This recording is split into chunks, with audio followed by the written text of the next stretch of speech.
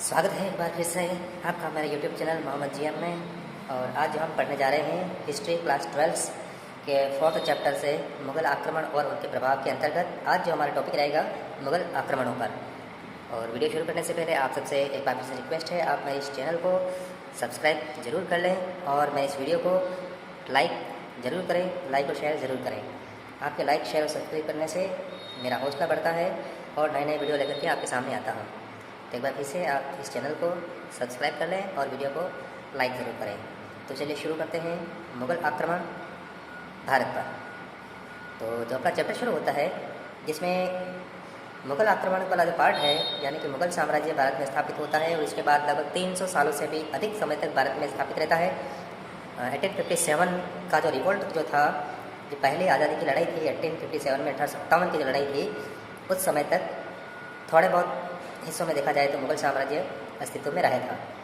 तो मुग़ल साम्राज्य की स्थापना यहीं से स्टार्ट होती है। मुग़ल आक्रमण चलिए शुरू करते हैं।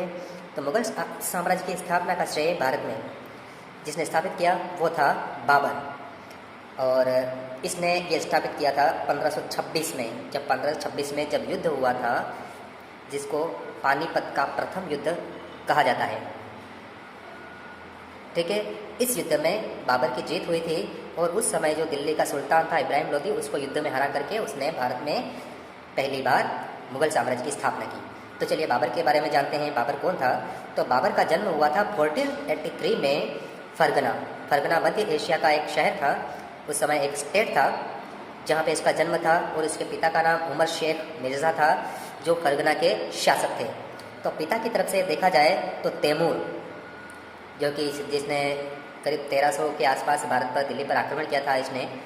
और माता की तरफ से ये एक महान मंगोल विजेता जिसका नाम था चंगेज़ खान का ये वंशज था, उसके वंश से संबंधित था। यानी कि पिता की ओर से तैमूर का खून दौड़ रहा था इसके रगों में और माता की ओर से चंगेज़ खान का खून इसके नसों में दौड़ रहा था। और जब मंगोलिया के रहने वाले थे और चीन के बाद मध्य एशिया को जीतते हुए तुर्की तक गए थे पश्चिम एशिया में। तो इधर आने के वक्त ये इस्लाम धर्म के संपर्क में आए और बहुत सारे मंगोलों ने उस समय इस्लाम धर्म स्वीकार कर लिया था। और इस्लाम धर्म स्वीकार करने के बाद यही मंगोल आगे जाकर के मुग़ल कहलाने लगे। 11 वर्ष की आयु में जब इसके पिता की मृत्यु हो जाती है, उमर शेख मिर्ज़ा की मृत्यु हो जाती है, तो सिर्फ 11 साल की आयु में ये फरगना का शासक बनता है, फरगना का राजा बनता है 1494 में। देखिए आप, 1483 में तो इसका जन्म हुआ था और 1494 में यह राजा बन जाता है। और उस समय मध्य एशिया में और इसके जो विरोधी राज्य थे, खासतौर से समरकंद, ठीक है ना, तो समरकंद के शासक ने उस समय बाबर के अल्पवयस्क होने का फ़ायदा उठाया कि इसके पिताजी तो मर चुके हैं और ये बहुत ही छोटा है और अपना मुकाबला नहीं कर पाएगा, और इस अवसर का लाभ उठा करके उसने फरगना पर आक्रमण कर दिया। और बाबर उस आक्रमण को नहीं झेल पाया, उसकी हार हुई, जहाँ से ये वापस पहाड़ों की तरफ चले गए थे ये अपने समर्थकों के साथ में। और फिर तैयारी करके फिर समरकंद पर इन्होंने हमला किया। समरकंद जीत लिया, लेकिन थोड़े समय बाद समरकंद फिर से हाथ से निकल गया। फिर से फरगना पर हमला किया, फरगना को जीता, लेकिन उसके बाद फिर से फरगना में उसकी हार हुई। तो ऐसे में जब मध्य एशिया में ये अपने कदम नहीं जमा पाया, तब ये एक स्थायी राज्य की स्थापना की तलाश में कि किसी कि अब मध्य एशिया में तो अब हमारा पता साफ है, ठीक है ना। तो इसलिए वो नया राज्य स्थापित करने के लिए भारत की ओर ये बढ़ा था। भारत की ओर बढ़ने के रास्ते में आया था इसके अफगानिस्तान। उस समय अफगानिस्तान नाम का स्टेट नहीं था, काबुल स्टेट था, ठीक है, काबुल। तो काबुल पर इसने अधिकार कर लिया, अफगानिस्तान की राजधानी काबुल पर अधिकार कर लिया और वहाँ पर इसने अपने राज्य की स्थापना की। फिर भारत पर मुग़ल आक्रमण के समय, यानी कि जब भारत पर बाबर ने हमला किया, तो उस समय उत्तर भारत का जो सबसे शक्तिशाली राज्य था वो था मेवाड़।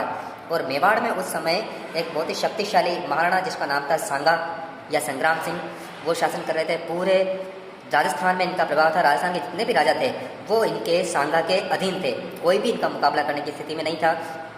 और इनकी ताकत से जो दिल्ली के सुल्तान थे, वो दिल्ली के सुल्तान भी इसकी ताकत से, इसके प्रभाव से वो काफ़ी प्रभावित थे और उनकी भी इतनी हिम्मत नहीं थी कि वो मेवाड़ पर हमला कर सके। तो ये काफ़ी शक्तिशाली राजा थे, उत्तर भारत में इनका काफ़ी प्रभाव था। अब सबसे पहले इसमें हम देखते हैं महाराणा सांगा। तो महाराणा सांगा कौन थे?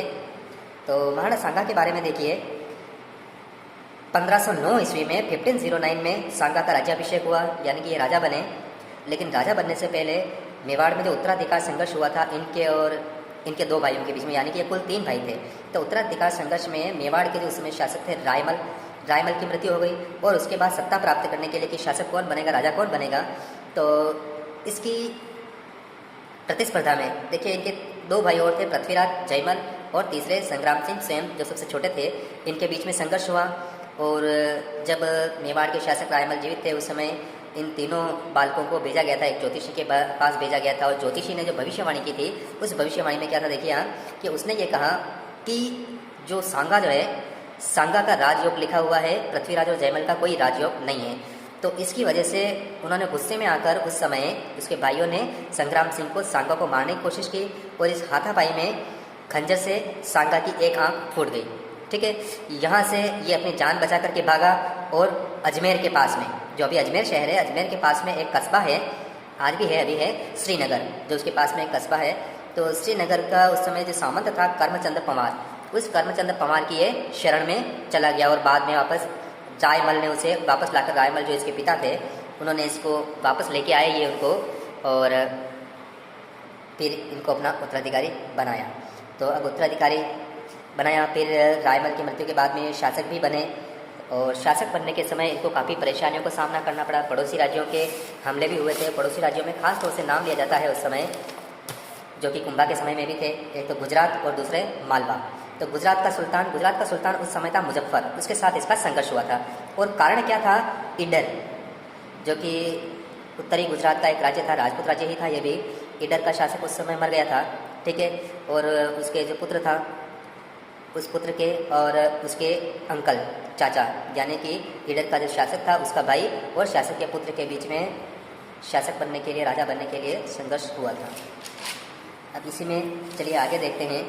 तो ईडर के राव बाण जो उस समय शासक थे, उनके 2 पुत्र थे, सूर्यमल और भीम, ये 2 पुत्र थे, इन 2 के बीच में संघर्ष हुआ था।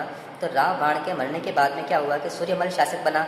सूर्यमल बड़ा था, भीम छोटा था, लेकिन 18 महीने में क्या हुआ कि सूर्यमल की मृत्यु हो गई, यानी कि भीम के बड़े भाई की मृत्यु हो गई, और उसका अल्पायु में, उसका किसका, भीम का अल्पायु में उसका पुत्र रायमल शासक बना। रायमल सूर्यमल का पुत्र, उसका पुत्र शासक बना जिसका नाम था रायमल। लेकिन उसके अल्पायु होने की वजह से भीम, उसने फ़ायदा उठा करके राजगद्दी पर अधिकार कर लिया, यानी कि वो स्वयं शासक बन गया। उस स्थिति में क्या किया, रायमल जो कि वहाँ का वेद उत्तराधिकारी था, सूर्यमल का पुत्र था, और हिसाब से इसी को राजा बनना चाहिए था, क्योंकि राजा के बाद उसका पुत्र शासक बनता है। लेकिन पुत्र को हटा करके उसके चाचा ने गद्दी हथिया ली थी, भीम ने गद्दी हथिया ली, और वो स्वयं शासक बन गया था। इसलिए रायमल चित्तौड़ की शरण में आ गया। चित्तौड़ में उस समय राणा सांगा का शासन था, तो राणा सांगा की शरण में आ गया ये। और जब ये चित्तौड़ गया तो उस समय राणा सांगा ने अपनी एक पुत्री का जो सगाई है वो उसने रायमल के साथ कर दी, और उसकी सहायता से, यानी कि सांगा की सहायता से 1515 में 1515 में उसने सांगा की सहायता से ईडर पर अधिकार कर लिया, यानी कि भीम को हरा करके वहाँ से भगा दिया, और ये वहाँ का राजा बन गया, शासक बन गया सांगा की सहायता से। तो अब भीम वहाँ से भाग तो गया, लेकिन वो यहाँ से भाग करके गुजरात का जो सुल्तान था उसकी शरण में आ गया, क्योंकि सांगा तो स्वयं रायमल के पक्ष में था, ठीक है ना। तो अब भीम को शरण कौन देगा, इसलिए वो उसने सोचा कि मेवाड़ के पास में गुजरात एक शक्तिशाली राज्य है, और उसकी सहायता से वो ईडर पर फिर से अधिकार कर लेगा, ये उसका प्लान था। तो गुजरात के सुल्तान की शरण में आ गया था। सुल्तान का नाम मैं आपको बता चुका हूँ, मुजफ्फर। तो ईडर पर पुनः नियंत्रण करने के लिए उस समय अहमदनगर का सुल्तान, अहमदनगर गुजरात का एक सामंत था, ठीक है। तो वहाँ का जो सूबेदार था, यानी कि प्रांतपति, गवर्नर, जिसका नाम था निज़ामुल मुल्क। तो निज़ामुल मुल्क को गुजरात के सुल्तान ने भेजा कि वो ईडर पर हमला करे, और वहाँ पर जो उस समय रायमल शासन कर रहा था सांगा की सहायता से, उसको हटा करके भीम को शासक बना दे। तो जब इसने घेरा डाल दिया निज़ामुल मुल्क ने, तो रायमल वहाँ से भागकर पहाड़ों की ओर चला गया, ठीक है, पहाड़ों में चला गया। और जब वो उसका पीछा कर रहा था, कौन, निज़ामुल मुल्क, उसका पीछा करते हुए उसके पीछे पीछे गया, लेकिन उसको रायमल ने हरा दिया, ठीक है। छापामार पद्धति, जो भी युद्ध पद्धति उसने अपनाई, और वहाँ से वो हार गया। अब निज़ामुल मुल्क की पराजय के बाद जब वो हार गया, उसको सख्त हिदायत दी गई थी कि अगर वो पहाड़ों की ओर जाए तो उसका पीछा न करे, लेकिन इसने जानबूझकर उसका पीछा किया, और इसकी हार हुई, काफ़ी नुकसान उठाना पड़ा, बहुत सारे सैनिक मारे गए। तो इसकी वजह से सुल्तान इसके ऊपर बहुत गुस्सा हुआ, और इसकी बजाय, यानी कि निज़ामुल मुल्क की बजाय उसने मुवारिस उल मुल्क को ईडर का हाकिम बना दिया। ईडर का हाकिम यानी कि ईडर का उसने सामंत बना दिया उसमें, ठीक है, अपनी तरफ से नियुक्त कर दिया उसको। अब मुवारिस मुल्क के द्वारा एक भाट के सामने, भाट उस समय जो शासकों के जो गुणगान करने वाली जो जाति होती थी, ठीक है ना, उनका यशोगान करने वाली, उनके गुणगान करने वाली जाति भाट, चारण, ये सभी। तो एक भाट के सामने, जो भाट उसके दरबार में आया था, मुवारिस उल मुल्क के सामने उसके दरबार में आया था, और उसके सामने उसने क्या किया, सांगा का अपमान कर दिया। क्योंकि सांगा वैसे एक आंख से देख नहीं सकते थे, इसके अलावा उनके शरीर पे बहुत सारे घाव थे, तो एक आंख का होने की वजह से उसका अपमान किया सांगा का। तो भाट इस बात पर नाराज़ होकर के चित्तौड़ आया। चित्तौड़ पर उस समय सांगा था, तो यहाँ पर आकर के उसने सांगा को सारी बात बताई। तो इसकी वजह से, अपने अपमान की वजह से सांगा ने क्या किया, एक सेना भेजी, और उस सेना ने ईडर पर हमला किया, और हमला करके फिर से अधिकार कर लिया।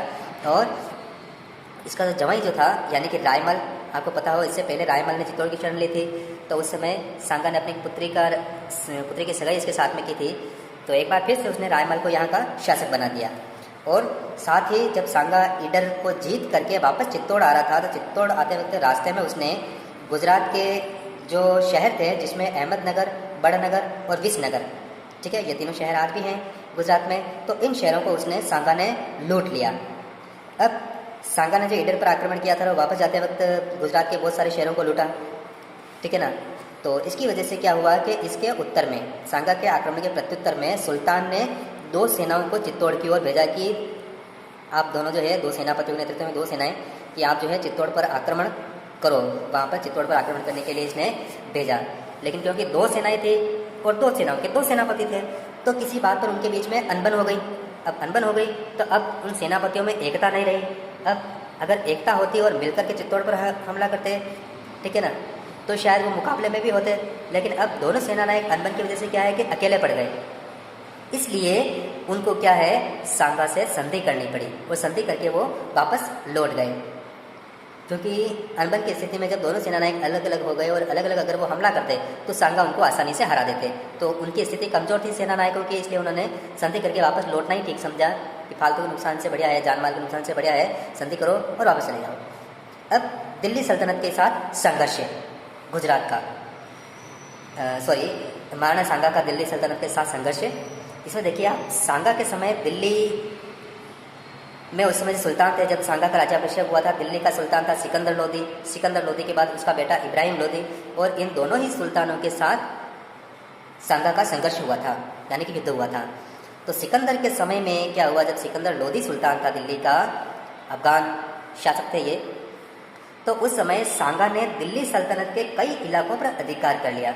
यानी कि राजस्थान के बहुत सारे इलाके ऐसे थे जो कि दिल्ली सल्तनत के अंडर में थे, तो वहाँ पर सांगा ने हमला करके उन इलाकों पर अधिकार कर लिया, ठीक है। तो ये उस समय था सिकंदर के साथ संघर्ष। अब सिकंदर लोदी के बाद जब इब्राहिम लोदी जब शासक बना, दिल्ली का सुल्तान बना, तो इसने निश्चय किया कि सांगा ने हमारे जिन इलाकों पर अधिकार किया है, उन इलाकों को फिर से वापस अपने कब्जे में लिया जाए, यानी कि सांगा पर हमला किया जाए और उन इलाकों को फिर से दिल्ली सल्तनत के अधीन लाया जाए, जो कि सांगा ने ले लिए थे उसके पिता के समय में।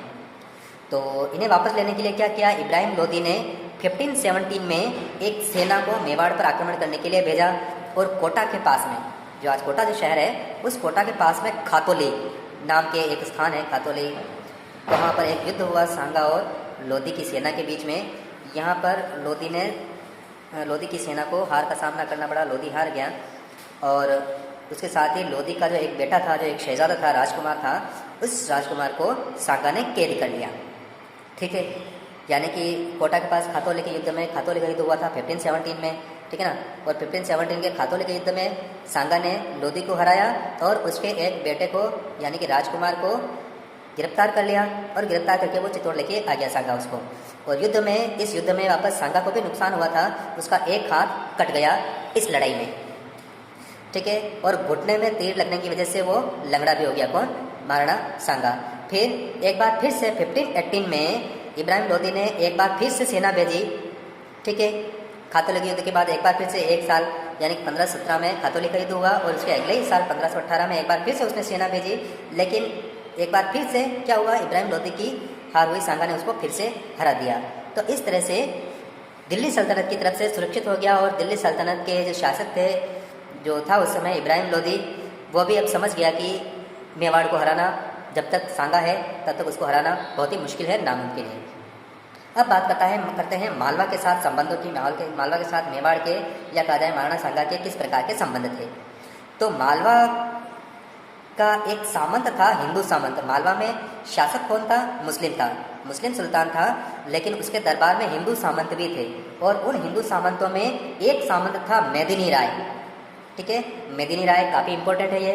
तो मेदिनी राय ने मालवा का सुल्तान जो था महमूद खिलजी टू, महमूद खिलजी सेकंड, ठीक है, जब ये शासक बना महमूद खिलजी, तो इसको शासक बनने में यानी कि सुल्तान बनाने में मेदिनी राय ने काफ़ी सहायता की थी।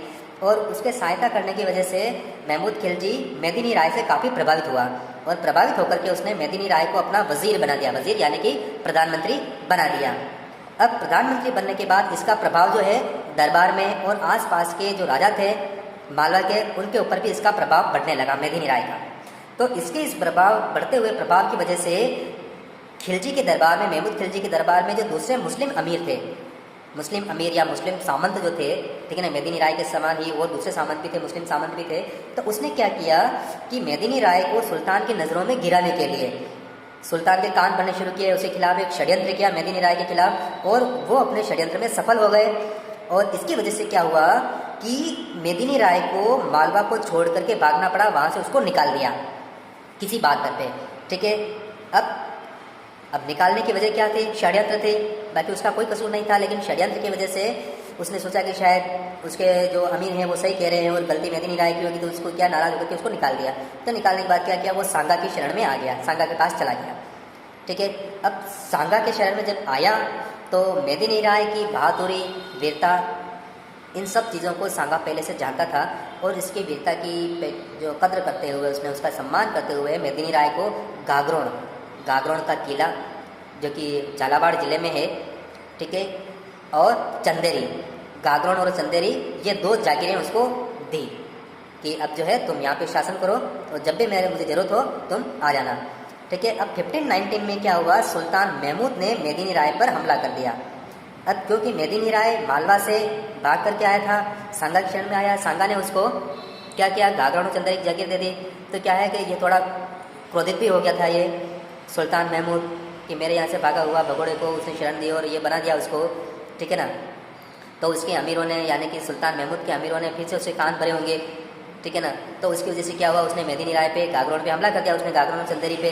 लेकिन उस समय सांगा पहले से ही तैयार थे, ठीक है, और महाराणा सांगा ने पहले से तैयारी कर रखी थी कि ऐसा हो सकता है, ठीक है ना, मालवा का हमला हो सकता है मेदिनी राय पे। तो उसने तत्काल सैनिक सहायता भेजी मेदिनी राय के लिए और जो सुल्तान की जो सेना थी उसको हरा दिया। और उस समय जो युद्ध हुआ था गागरोन का युद्ध, उसमें सुल्तान का एक बेटा इसमें मारा गया और सुल्तान को बंदी बना करके चित्तौड़ लाया गया और 3 महीने तक उसको चित्तौड़ के किले में रखा। और बाद में क्या किया, सांगा ने उसको रिहा कर दिया, जो उसका राज चिन्ह था महमूद का राज चिन्ह, और उसका आधा राज्य उसको वापस लौटा दिया। पूरा मालवा का पूरा राज्य नहीं दिया, मालवा का सिर्फ आधा राज्य उसको दिया और आधा राज्य चित्तौड़ के अंतर्गत ही रहा। जो चित्तौड़ की सीमा से लगा हुआ जो भूभाग था वो महाराणा सांगा ने अपने पास रखा और बाकी का आधा राज्य उसको वापस लौटा दिया। और अच्छे व्यवहार, यानी कि भविष्य में वो मेवाड़ के खिलाफ किसी तरह का कोई प्लान न बनाए, किसी तरह का कुछ आक्रमण वगैरह नहीं करे, इसलिए गारंटी के तौर पर उसने महमूद के एक पुत्र को अपने पास में जमानत के तौर पे, गारंटी के तौर पे रखा कि जब तक तुम्हारा बेटा मेरे पास गारंटी के तौर पे है तो मेरे ऊपर किसी प्रकार का कुछ भी मेरे खिलाफ साजिश नहीं कर पाओगे। अब बात करते हैं बाबर और राणा सांगा की। अब तक बाबर के बारे में हमने जो देखा था, 1483 में उसका जन्म हुआ था, फिर 1494 में वो शासक बना, लेकिन आसपास के पड़ोसी राज्यों के साथ जो संघर्ष चला था, उस संघर्ष में बाबर की पराजय हुई और बाबर को मध्य एशिया से निकल करके भारत की ओर बढ़ना पड़ा। तो भारत की ओर बढ़ते हुए उसने काबुल पर अधिकार कर लिया। सबसे पहले वहाँ पर उसने अपना राज्य स्थापित किया और उसके बाद जो है वो भारत की ओर आगे बढ़ा। तो बाबर और राणा सांगा के बीच में संबंध, क्योंकि अगर उसको भारत पर अगर अधिकार करना है तो राणा सांगा जो समय भारत का एक बहुत ही शक्तिशाली राजा था, ठीक है ना, तो उसको हराना उस समय जरूरी था। तो अब बात करते हैं बाबर जब आया भारत में तो 1526 में हम देख चुके हैं, थोड़ा सा मैंने बता दिया है आपको, पानीपत का पहला युद्ध हुआ था। पानीपत के मैदान में, पानीपत है हरियाणा के अंदर। तो इस युद्ध में, पहले युद्ध में पानीपत के बाबर ने जो दिल्ली का जो सुल्तान था इब्राहिम लोदी, जो कि लोदी वंश का आखिरी सुल्तान था, अंतिम सुल्तान था, उसको हरा दिया और भारत में मुगल साम्राज्य की स्थापना की। और इस पानीपत के युद्ध में लड़ते हुए सुल्तान इब्राहिम लोदी मारा गया था। ठीक है, उसके बाद उसने दिल्ली पर अधिकार कर लिया और मुगल साम्राज्य की स्थापना की भारत में 1526 में। ये भारत के इतिहास का एक टर्निंग पॉइंट है। इस युद्ध को आपको याद रखना है। पानीपत के 3 युद्ध हुए थे, 1526, फिर 1556 और अंतिम युद्ध हुआ था 1761 में, जिसके ऊपर पानीपत मूवी बनी है, आपने देखा हो तो। ठीक है, अब दिल्ली पर अधिकार करने के बाद जब उसने नया नया शासन स्थापित किया है दिल्ली पे, तो दिल्ली की सुरक्षा के लिए जो सबसे जरूरी था, दिल्ली के पास सबसे शक्तिशाली जो राज्य था उस समय वो था मेवाड़। ठीक है, अब मेवाड़ को हराना जरूरी है क्योंकि कभी भी सांगा दिल्ली पर हमला कर सकता है, ये उसको आशंका थी। तो दिल्ली की सुरक्षा के लिए और अपने नए राज्य जो उसने स्थापित किया उसकी सुरक्षा के लिए और साथ ही साम्राज्य विस्तार के लिए उसको महाराणा सांगा से युद्ध करना ही होगा भविष्य में, ये बाबर जानता था। और साथ ही महाराणा सांगा भी ये जानता था कि बाबर सिर्फ लूटने के लिए नहीं आया है, क्योंकि उसने लूट मार उसने की ही नहीं थी। उसने वो बाबर जो चाहता था कि भारत में एक स्थायी साम्राज्य की स्थापना की जाए, स्थायी राज्य की स्थापना की जाए। अगर लूट मार करने के लिए आता तो वो दिल्ली लूट करके वापस चला जाता, उसका ऐसा कोई इरादा नहीं था। वो अपना राज्य स्थापित करना चाहता था। अब राज्य स्थापना के लिए सांगा और बाबर के बीच में लड़ाई होनी अनिवार्य थी। ठीक है, अब दोनों के बीच में जो युद्ध हुआ उस युद्ध का क्या कारण था, क्योंकि दोनों ही अपनी तरफ से तो युद्ध कर नहीं सकते थे, युद्ध का कोई ना कोई तो बहाना चाहिए। ठीक है, अब सबसे पहली बात जो बाबर ने खुद बताया है अपनी आत्मकथा, जिसका नाम था तुजुके बाबरी। ठीक है, तुजुके बाबरी या बाबरनामा भी कहते हैं इसको, बाबर की स्वयं की लिखी हुई थी, उसकी आत्मकथा थी। इस पुस्तक में उसने महाराणा सांगा पर वचन भंग का आरोप लगाया। इसमें उसने क्या कहा कि दिल्ली पर जो महाराणा सांगा है उसने काबुल में अपना दूत भेजा बाबर के पास में सांगा ने, और उस दूत के द्वारा ये कहलवाया कि बाबर जो है वो दिल्ली पे हमला करे और इस हमला करने के दौरान सांगा स्वयं जो है उसकी सहायता करेगा, सैनिक सहायता करेगा। यानी कि उसको दिल्ली पर, बाबर को दिल्ली पर अधिकार करने के लिए, कब्जा करने के लिए या हमला करने के लिए उसने प्रोत्साहन दिया बाबर को कि आप आओ और दिल्ली पे हमला करो और हमसे जो हो सकेगा हम आपकी मदद करेंगे। ठीक है, यह उसने अपनी पुस्तक में बताया, अपनी आत्मकथा में बताया। ठीक है, लेकिन फिर क्या हुआ कि जब उसने हमला किया दिल्ली पर, उस समय सांगा ने उसकी कोई भी मदद नहीं की, सहायता उसने नहीं की। ठीक है, ये उसका आरोप था कि तुम आओ दिल्ली पे हमला करो और मैं तुम्हें सहायता दूंगा। लेकिन जब वास्तव में युद्ध हुआ, दिल्ली पर हमला किया और पानीपत का युद्ध हुआ, तो उस समय सांगा ने कोई सहायता नहीं की। तो ऐसे में बाबर ने इसको वचन भंग माना कि वचन देकर के वो अपने वचन से फिर गया है। लेकिन जो इतिहासकार हैं वो इतिहासकार बाबर के इस तर्क को सही नहीं मानते, बाबर के तर्क को गलत मानते हैं। और वो भी इस आधार पर कि महाराणा सांगा ने बाबर से पहले जो दिल्ली का सुल्तान था इब्राहिम लोदी, उसको अकेले ही 2 बार हरा दिया था। 1517 में मैंने आपको बताया अभी कुछ ही देर पहले इसी वीडियो में कि खातौली के युद्ध में, और इसके अगले साल 1518 में जो एक और युद्ध हुआ था उसमें दोनों युद्धों में उसको हरा दिया था। ठीक है, जब वो अकेला ही उसको 2 बार हरा चुका है तो सुल्तान को हराने के लिए उसको किसी तरह की बाबर की सहायता की जरूरत नहीं थी और बाबर को बुलाने की आवश्यकता उसको थी भी नहीं, क्योंकि वो स्वयं इतना शक्तिशाली था। ये उसका कहना था, इतिहासकारों का कहना है। जबकि बाबर का कहना है कि मुझे दिल्ली पर हमला करने के लिए बुलाया लेकिन उन्होंने सहायता नहीं की, इसलिए उन्होंने अपना वचन तोड़ा और वचन तोड़ने की वजह से उनको सबक सिखाना जरूरी है। दूसरा जो है, 2 महत्वाकांक्षियों के बीच में टकराव, यानी कि बाबर और सांगा दोनों ही महत्वाकांक्षी थे। ठीक है, बाबर क्या चाहता था कि पहले तो दिल्ली और उसके बाद पूरे भारत पर अधिकार करके एक नए साम्राज्य की स्थापना की जाए, ये उसकी महत्वाकांक्षा थी। ठीक है, और सांगा भी उस समय बहुत ही शक्तिशाली शासक था और वो भी बहुत ही ज़्यादा, सांगा भी महत्वाकांक्षी व्यक्ति था और वो चाहता था कि देश में, उत्तर भारत में उसका प्रभाव बना रहे। तो अब दोनों के बीच में, अब अगर बाबर को भारत में साम्राज्य की स्थापना करनी है तो निष्कंटक साम्राज्य की स्थापना करने के लिए उसको सांगा को हराना जरूरी था। ठीक है, अब बात करते हैं राजपूत अफगान मैत्री। तीसरा कारण, जब बाबर ने पानीपत के युद्ध में इब्राहिम लोदी को हरा दिया, और इब्राहिम लोदी क्योंकि एक अफगान था तो उसके जो अफगान सरदार थे, जितने भी सरदार थे जो उसके अधीन थे इब्राहिम लोदी के, और पानीपत के पहले युद्ध में हारने के बाद उनमें से बहुत सारे सरदार क्या हुआ कि वो लोग मेवाड़ की ओर आ गए सांगा की शरण में। ठीक है। अब इनका प्लान क्या था कि सांगा की सहायता से एक बार फिर से बाबर पर हमला किया जाए दिल्ली पर, ठीक है, और एक बार फिर से अफगान शासन की स्थापना दिल्ली में की जाए, ठीक है, अफगान रियासत की स्थापना की जाए। और इस प्लान के साथ ये मेवाड़ की ओर आ गए थे और बाबर को हराने के लिए एक शक्तिशाली शासक की आवश्यकता थी और उस समय पूरे उत्तर भारत में सांगा से ज़्यादा शक्तिशाली शासक कोई नहीं था। अब आपको एक बात और बता दूं कि जितने भी सामंत थे, अफगान सरदार थे लोदी के, इब्राहिम लोदी के, उनमें से कुछ तो आ गए थे मेवाड़ की ओर सांगा के पास में और कुछ चले गए थे बिहार की ओर, ठीक है। और बिहार में बाद में शेर खान जो था, शेर खान फिर शेर शाह सूरी के नाम से दिल्ली पे हमला करता है और फिर वो एक बार फिर से अफगान शासन की स्थापना करता है, ठीक है। चलो वो बात की बात है, पहले अपन इसकी बात करते हैं। तो ये सांगा के पास आ गए, सांगा के शरण में आ गए और उन्होंने समझौता किया, ठीक है, कि एक बार फिर से दिल्ली पे हमला करके वहाँ पे स्थापना की जाएगी और सांगा जो है इसमें सहायता करेगा अफगानों की। तो इस बात पर अफगान मैत्री संधि हुई थी और सांगा की इसीलिए क्या हुआ कि एक तो अफगान मैत्री राजपूत अफगान जो दोस्ती थी राजपूतों और अफगानों के बीच में, सांगा और अफगानों की दोस्ती को खत्म करना और सांगा की शक्ति को नष्ट करना, ये दो मेन वजह थी। अब सांगा द्वारा बाबर के अधीन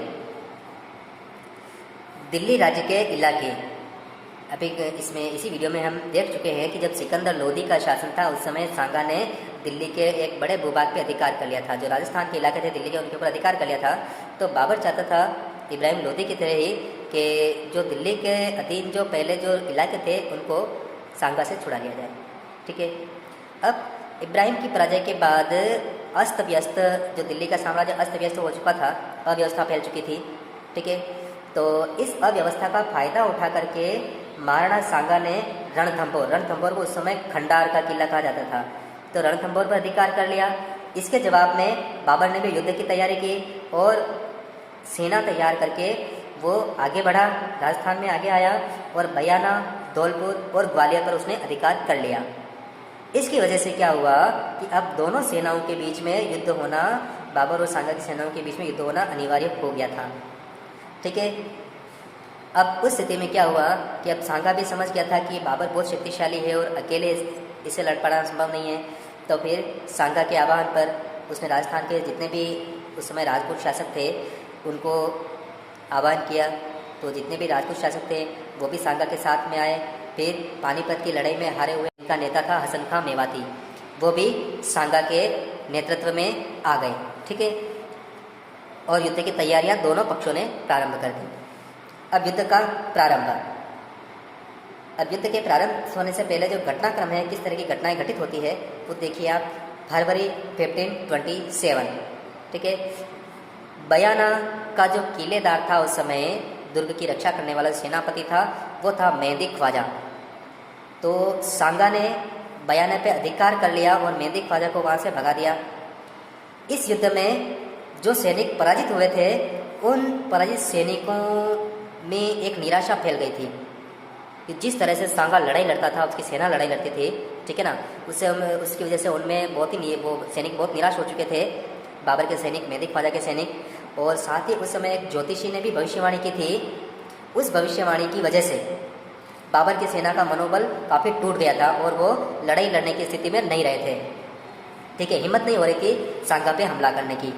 अब अपनी सेना का मनोबल ऊंचा करने के लिए और उनको लड़ाई लड़ने के लिए तैयार करने के लिए क्या है कि बाबर ने अपनी पूरी सेना के सामने, पहले वो शराब पीता था, तो पूरी सेना के सामने शराब के प्याले तोड़ दिए, ठीक है। और उसने प्रतिज्ञा की कि भविष्य में अगर वो जीत जाता है तो भविष्य में कभी भी वो शराब को हाथ तक नहीं लगाएगा, ठीक है।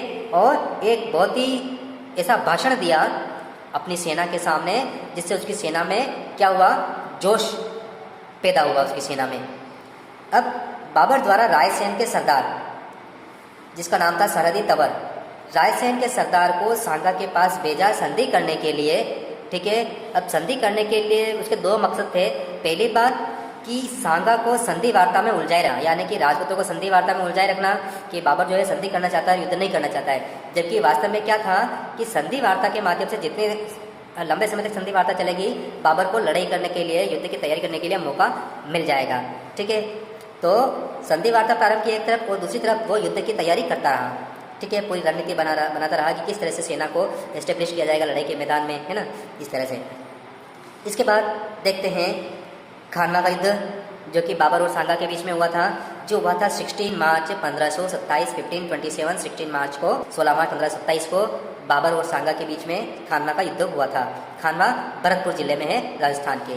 तो संधि वार्ता के बहाने बाबर को जो है अपनी सेना को स्थापित करने, रणनीति बनाने, सेना को तैयारी का और सेना को आराम करने का पूरा मौका मिल गया। बड़ी सेना लेकर के वो आया था दिल्ली से बयाना तक, खानवा तक। तो इतने लंबे समय से उसकी सेना थक चुकी थी, ठीक है। और क्या हुआ, ये घटना हुई थी फरवरी में, ठीक है। तो फरवरी में वो अपनी सेना लेकर के आ चुका था, लेकिन उसकी सेना क्या है, थकी हुई थी, ठीक है ना। तो उसको क्या है, आराम का समय चाहिए था कि थोड़ा उनको आराम मिल जाए तो वो तरोताज़ा हो जाएंगे और पूरे जोश के साथ, फुर्ती के साथ लड़ाई लड़ेंगे। तो इस संधि वार्ता के बहाने उसका मकसद ये था, ठीक है। तो वीर विनोद कवि राजा श्यामल दास, जो बूंदी के राज कवि थे, बूंदी राज्य के श्यामल दास, उनकी रचना वीर विनोद। इस वीर विनोद में कवि राजा श्यामल दास क्या कहते हैं कि 16 मार्च 1527 प्रातः काल से युद्ध शुरू होता है। कहाँ होता है, खानवा के मैदान में।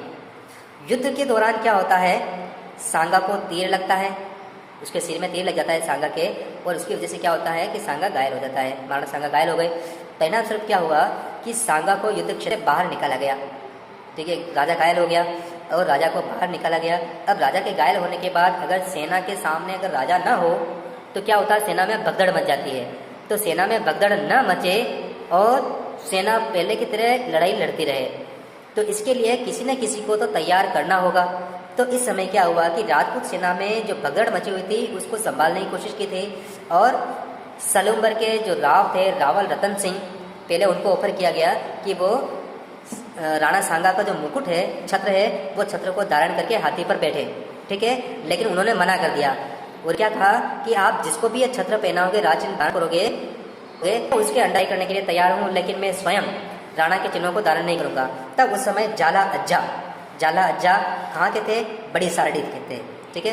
बड़ी सारडी के जाला अज्जा के नेतृत्व में, यानी कि जब रतन सिंह ने मना कर दिया तो राज चिन्ह और छत्र धारण करके जाला अज्जा हाथी पर बैठे और उनके नेतृत्व में लड़ाई, युद्ध शुरू रखा। लेकिन अंत में राजपूत सेना की पराजय हुई और में जब बाबर की विजय हुई तो विजय होने के बाद बाबर ने गाजी की उपाधि धारण की।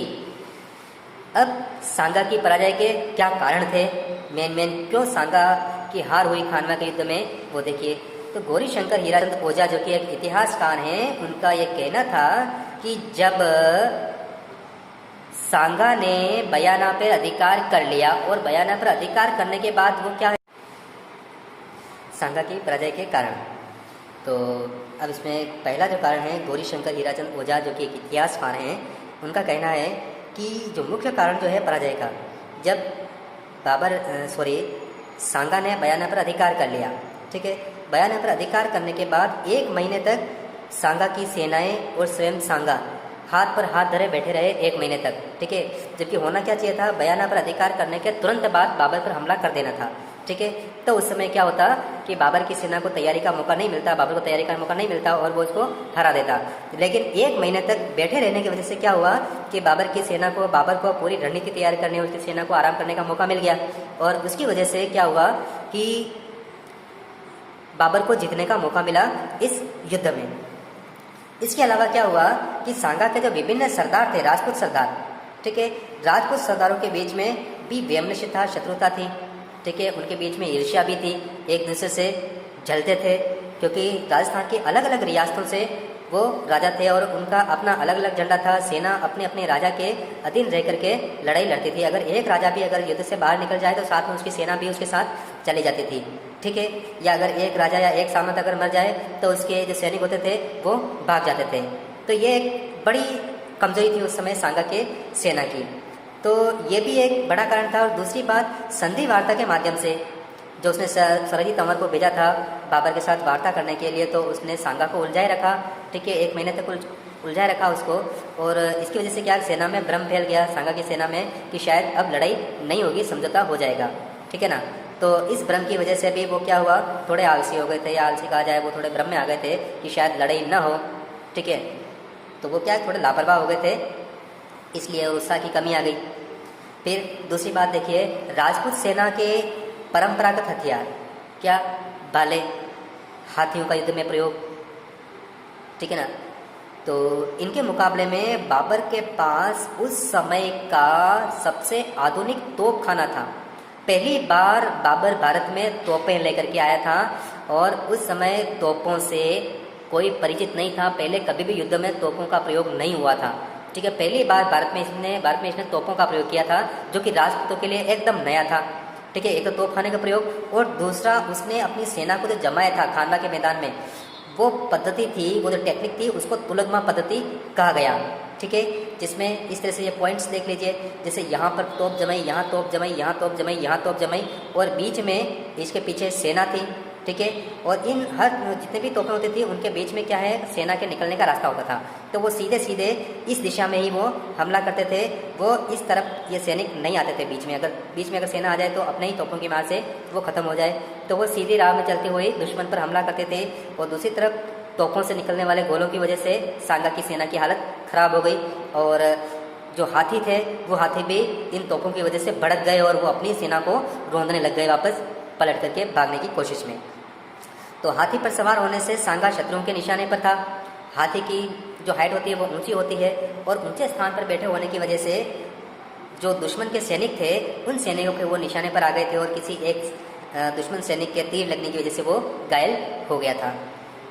तो उसकी वजह से क्या हुआ, और जब वो घायल हो गया तो उसको युद्ध के मैदान से बाहर निकाल दिया गया, जिसकी वजह से सेना का मनोबल कमज़ोर हो गया। वो एक बार तो ये समझे कि शायद सांगा वीर गति को प्राप्त हो गए। ठीक है, आम सैनिक को पता थोड़ी था कि उसको बाहर निकाला जा रहा है। अब चौथा जो इसके जो परिणाम था कि राजस्थान के अलग अलग राज्यों और विभिन्न इलाकों के सामंतों में तालमेल नहीं था, तालमेल का अभाव था और उनमें ईर्ष्या और शत्रुता भी थी। एक राजा की दूसरे राजा के साथ किसी तरह की शत्रुता, उनके साथ ईर्ष्या, भेदभाव, ये सभी जो है उन राजस्थान के सामंतों में ये भावना पाई जाती थी। उनमें एकता नहीं थी। भले वो सांगा के सामने कुछ बोलते नहीं थे, जैसे सांगा ने कह दिया वैसा उसको करना है, लेकिन अंदर ही अंदर वो भी सांगा को, बहुत सारे राजा सांगा को पसंद नहीं करते थे, लेकिन उसके ताकत की वजह से वो उसके साथ में थे। और अगला जो इसका जो परिणाम है वो है युद्ध क्षेत्र में सांगा की सेना के हाथियों के द्वारा अपनी ही सेना में तबाही मचाना। क्यों? जो बाबर का जो तोपखाना था उस तोपखाने से निकलने वाली आग, तोपों के गोलों की वजह से हाथी घबरा गए और वो पलट करके अपनी सेना को कुचलते हुए, रोनते हुए इधर उधर भागने लगे। अब खानवा के युद्ध के क्या परिणाम हुए? एक तो राजपूतों की सर्वोच्चता का अंत हो गया। ठीक है, मतलब महाराणा सांगा के जो है उनकी शक्ति का अवसान हो गया, राजपूतों की शक्ति का अवसान हो गया और उसके बाद कभी भी कोई भी राजपूत राज्य इतना ताकतवर नहीं हो पाया कि वो अकेला दिल्ली के सामने खड़ा हो सके। ठीक है, और स्वयं मेवाड़ में भी, सांगा के बाद मेवाड़ में भी आपसी खींचतान उत्तराधिकार के लिए, ठीक है ना, कि सांगा के बाद राजा कौन बनेगा, इसकी वजह से उनमें भी काफ़ी खींचतान शुरू हो गई। और सांगा के नेतृत्व में लंबे समय से राजस्थान के राजपूत राजा लड़ाई लड़ते हुए आ रहे थे और वो भी लड़ते लड़ते थक चुके थे और वो भी अब सांगा से छुटकारा पाना चाहते थे। इस तरीके से बहुत सारे रीजंस इसके हैं, बहुत सारे इसके परिणाम हैं। फिर दूसरा जो है मेवाड़ की शक्ति और प्रतिष्ठा को आघात पहुंचा। लंबे समय तक मेवाड़ क्या अजेय बना हुआ था। पहले महाराणा कुंभा, उसके बाद महाराणा सांगा, ठीक है ना, यानी कि पानीपत की पहली लड़ाई तक ऐसा लग रहा था कि मेवाड़ को कोई भी चुनौती नहीं दे सकता। ठीक है, लेकिन इस लड़ाई में हारने की वजह से जो ये जो भ्रम था वो भ्रम टूट गया। मेवाड़ की शक्ति भी इससे काफ़ी हद तक नष्ट हो गई। ठीक है ना, मेवाड़ के लगभग कहा जाए कि हर परिवार से कोई न कोई इस लड़ाई में मारा गया था। अब भारत में तीसरा परिणाम था, इस युद्ध की वजह से भारत में मुगल साम्राज्य की स्थापना हुई और उसके सामने सबसे बड़ी चुनौती थी कौन थी? मेवाड़। उस चुनौती का इसमें अंत हो गया। अब सांगा के अंतिम समय में उनके साथ क्या होता है वो देख लेते हैं। तो सांगा का अंतिम समय जो है, युद्ध में घायल होने के बाद सांगा को बसवा लाया गया। ठीक है, बसवा एक शहर का नाम है, गांव का नाम है, वहाँ लाया गया। और जब उनको होश आया तो इससे पहले क्या है, वो तीर लगने की वजह से बेहोश हो गए थे। जब उनको होश आया और उनको पता चला कि युद्ध में अपनी हार हुई है, अपनी पराजय हुई है, तो उनको काफ़ी दुख होता है अपनी हार से। और उसके बाद उन्होंने मतलब प्रतिज्ञा की थी कि जब तक मैं अपनी हार का बदला नहीं लूँगा और बाबर को नहीं हरा दूंगा तब तक मैं चित्तौड़ वापस नहीं जाऊँगा।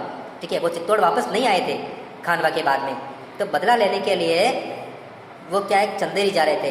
क्योंकि जब सांगा को पता चला कि खानवा के बाद अब बाबर का हमला चंदेरी पे होने वाला है, तो वो चंदेरी का जो शासक था उस समय, पता है आप सभी कौन है, मेदिनी राय, उनकी सहायता के लिए वो चंदेरी जा रहे थे। रास्ते में ही ये कहा जाता है कि सांगा के जो सरदार थे उनमें से किसी ने उनको खाने में जहर दे करके उनको मार दिया, खाने में जहर दे दिया, उनकी हालत ख़राब हो गई और 30 जनवरी 1528 को सांगा की मृत्यु हो गई और उनका अंतिम संस्कार हुआ था महाराणा सांगा का मांडलगढ़ में, जहाँ पर उनकी छतरी बनी हुई है। ठीक है, और उनको जहर दिया गया था एरिच नामक स्थान पर। ठीक है, अब बात करते हैं, अब सांगा के शासनकाल का मूल्यांकन देख लेते हैं। सांगा के व्यक्तित्व, उनके शासनकाल का मूल्यांकन। तो सांगा का जो व्यक्तित्व या सांगा जो थे बहुत ही वीर थे, दयालु थे, कृतज्ञ थे, बुद्धिमान थे और न्यायपरायण भी थे। ठीक है, विभिन्न विपत्तियों का और युद्धों का उसने काफ़ी बहादुरी से साहस के साथ उनका सामना किया और विभिन्न लड़ाइयों में उनके शरीर पर जो घाव जो हुए थे, घावों की संख्या बताई जाती है 80 घाव थे उनके शरीर के हर हिस्से पर। शरीर का इनका कोई भी ऐसा हिस्सा बाकी नहीं जिस पर किसी तरह का घाव ना हो, हाथ, पैर, पीठ, पेट, सीना, है ना, चेहरा, हर जगह उनके घाव थे। ठीक है, तो अपने समय में वो एक देश के बहुत ही शक्तिशाली शासक थे, भारत के शक्तिशाली राजा थे, लेकिन साथ ही शत्रुओं के प्रति वो काफ़ी उदार भी थे।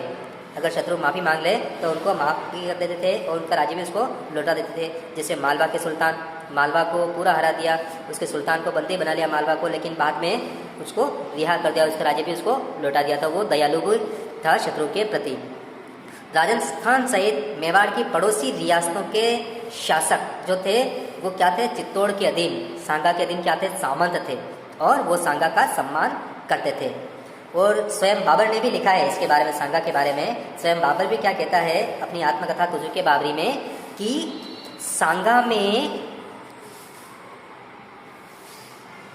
सांगा का व्यक्तित्व और वीरता की प्रशंसा उसने की है अपनी पुस्तक में। और उसने कहा कि ऐसा बहादुर, सांगा जैसा बहादुर और जंगजू का मतलब होता है जिसको युद्ध प्रिय कहा जाता है। ठीक है ना, युद्ध जिसका सबसे प्रिय विषय था, ऐसा जंगजू राजा उसने आज दिन तक नहीं देखा कि उसके समय का कोई भी शासक, जो दिल्ली के सुल्तान जो थे, बाबर से पहले भी बहुत सारे, उसके चित्तौड़ के आसपास के सुल्तान, कोई भी राजा उसको अकेला हराने का शासक, मतलब अकेला हराने की किसी की भी औकात नहीं थी कि वो सांगा को अकेले हरा दे। ऐसा मतलब बहादुर और शक्तिशाली राजा थे। और जिसके राज्य की, आगे आपस बाबर क्या कहता है, जिसके राज्य की यानी कि मेवाड़ की वार्षिक आय उस समय जो रेवेन्यू जो था वो था 10 करोड़ रुपया उसका रेवेन्यू था। सांगा की सेना में 1 लाख सैनिक थे, 7 राजा, 9 राव और 104 छोटे मोटे सरदार उसकी सेना में थे, जो उसके एक छोटे से आवाहन पर लड़ने के लिए तैयार रहते थे। अब सांगा की महत्वपूर्ण जो उपलब्धि थी उस समय उसकी, कि उसने जितने भी राजपूत राजा थे, मतलब राजपूत राजा एक दूसरे के विरोधी थे किसी न किसी बात को लेकर के, खासतौर से सम्मान की लड़ाइयाँ, राजवंश की लड़ाइयाँ होती हैं, विरोध होते हैं। तो इसकी वजह से क्या है कि जो विरोधी राजपूत जो थे उनको एक झंडे के नीचे लेके आए। ठीक है, सभी रियासतों के राजपूतों को, राजाओं को वो एक झंडे के नीचे, किसके, मेवाड़ के झंडे के नीचे लेकर के आए वो, यानी कि उनमें एकता स्थापित की। फिर धर्म और राजनीति का मर्मज्ञ व्यक्ति था। सांगा की सबसे बड़ी जो कमी थी, अब उसके व्यक्तित्व की कमी की भी बात करेंगे कि सबसे जो बड़ी कमी थी उसके व्यक्तित्व की कि आवश्यकता से अधिक उदार होना, जरूरत से ज़्यादा, जो कि नहीं होना चाहिए था। और एक कुशल राजनीतिज्ञ जो होता है वो कभी भी अति नहीं करता है, भले उदारता हो, प्रेम हो, कुछ भी हो, एक हद तक ही होना चाहिए, लेकिन सांगा हद से भी ज़्यादा उदार था। ठीक है, और साथ ही एक कुशल राजनीतिज्ञ वो नहीं था, यानी कि वो शत्रुओं की जो चालाकी जो होती थी, षड्यंत्र होता था, उस षड्यंत्र के बहकावे में वो आ जाता था। जैसे बाबर की चालाकी के झांसा में वो फंस गया, यानी कि जो संधि वार्ता का जो बहाना था उसमें फंस गया और सांगा थोड़ा लापरवाह हो गया, उसकी लापरवाही का उसने फ़ायदा उठा लिया। अब कुशल राजनीति की नहीं था, क्यों नहीं था? सबसे पहले देखिए कि मालवा और गुजरात को उसने जीत लिया, उसको इन दोनों राज्य को उसने लड़ाई में हरा दिया, सुल्तानों को हरा दिया, लेकिन इसके बावजूद भी उनको उनके राज्य वापस लौटा दिए। ठीक है, और लौटाने के बाद क्या हुआ कि ये दोनों ही सुल्तान फिर से सांगा के खिलाफ जो है एक बार फिर से साजिशें करने में लग गए। दूसरी बात, राज्य के महत्वपूर्ण इलाके यानी कि मेवाड़ के जो बहुत सारे इलाके हैं जो कि सामरिक दृष्टि से महत्वपूर्ण थे, सामरिक दृष्टि से महत्वपूर्ण यानी कि चित्तौड़ की अगर सुरक्षा करनी है, चित्तौड़ को सुरक्षित बनाए रखना है, तो उन इलाकों को सुरक्षित बनाए रखना बहुत ही ज़रूरी था। ठीक है ना, जैसे कि चित्तौड़ के बाद उत्तर देंगे अब सवाई माधोपुर में करौली, ये रणथंभौर का किला। ठीक है, रणथंभौर का किला उसने जागीर में अपने एक पुत्र को दे दिया, जबकि होना ही चाहिए था कि वो सीधे चित्तौड़ के अंडर में ही रहना चाहिए था। तो इस तरह से जो बड़े बड़े जो महत्वपूर्ण जो किले होते थे, इलाके होते थे, वो जागीरों के रूप में दूसरों को बांट देता था। जैसे कि गागरोन इस तरफ, ठीक है ना, इधर गागरोन का किला, या इधर रणथंभौर, ठीक है ना। ये बड़े बड़े जो किले थे जो कि मेवाड़ की सुरक्षा के लिए बहुत ही जरूरी थे, इसने जागीरों में बांट दिए, ठीक है ना। ये पृथ्वीराज को दे दिया, ये इसने वापस किसको दिया, मेदिनी राय को दे दिया। और गागरोन जो था उस समय मालवा की सीमा पर था, और यह एक तरह से क्या है कि सुरक्षा की चौकी के रूप में काम करता था यह किला। तो इस तरह से महत्वपूर्ण इलाकों को जागीरों में दे देना, यह भी एक बड़ा कारण था। तो इसके साथ ही हमारा ये महाराणा सांगा से संबंधित टॉपिक जो है वो समाप्त होता है, और जल्दी ही मिलते हैं एक नए टॉपिक के साथ अपने नेक्स्ट वीडियो में। आपसे एक बार फिर से रिक्वेस्ट, आप इस वीडियो को लाइक शेयर सब्सक्राइब जरूर करें। धन्यवाद।